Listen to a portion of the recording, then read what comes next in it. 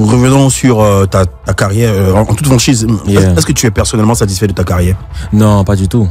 Selon carrière musicale, hein, c'est-à-dire en tant que chanteur, selon toi, qu'est-ce qui a fondamentalement manqué justement? Ce qui a fondamentalement manqué, c'est, on va dire, c'est le sérieux du producteur que j'avais. Voilà. Lequel dans le temps? Diego Siani. Diego Siani. Le sérieux, c'est le sérieux de Diego Siani, ton producteur, ton ex-producteur, qui a manqué justement au développement de ta carrière. Oui, carrément, parce que nous-mêmes en tant que, avec la petite équipe que j'avais, on avait bien démarré. Mais on se disait que bon, être dans un label, ça va être un peu plus formel. Mais non, il y a rien eu de cela. Hein. On dirait que c'est ce qui serait de ton plus gros regret justement dans ton développement artistique musical. On va dire mon plus gros regret, c'est que j'ai, on va dire, signé même carrément là-bas.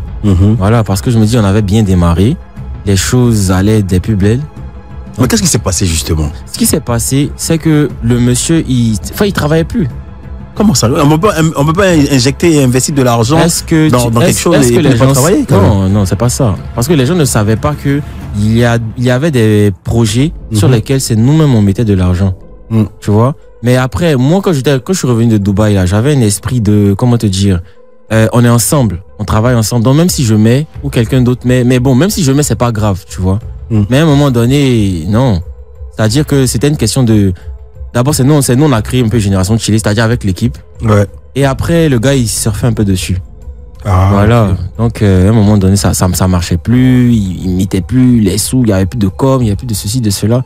Donc moi, je me suis dit, bon, comme tu as beaucoup d'artistes, moi, je vais me retirer, tu vas continuer. Voilà. Mais les sous tout le temps, on met les sous.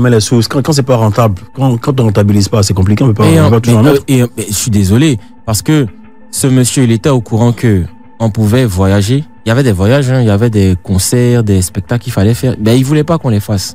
C'est compliqué. Pourquoi? Je sais pas. On est là, on n'a pas de spectacle. Les spectacles même qu'on a à Abidjan, c'est pas tellement rentable. Les succès médiatiques et succès commercial, on pouvait rentrer des sous. Il y avait que ça. Il refusait. Il y avait que ça.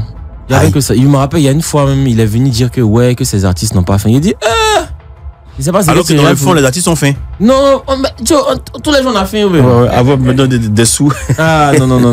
D'accord, il n'y a pas de souci. On passe ce chapitre-là. Dis-nous, à ce jour, c'est quoi ta relation avec Ariel Chéné? Parce qu'on se rappelle, si tu avais fait une déclaration qui n'a pas été appréciée. Enfin, est-ce que la réconciliation s'est faite? La dernière fois que vous êtes rencontrés, est-ce que vous êtes salués?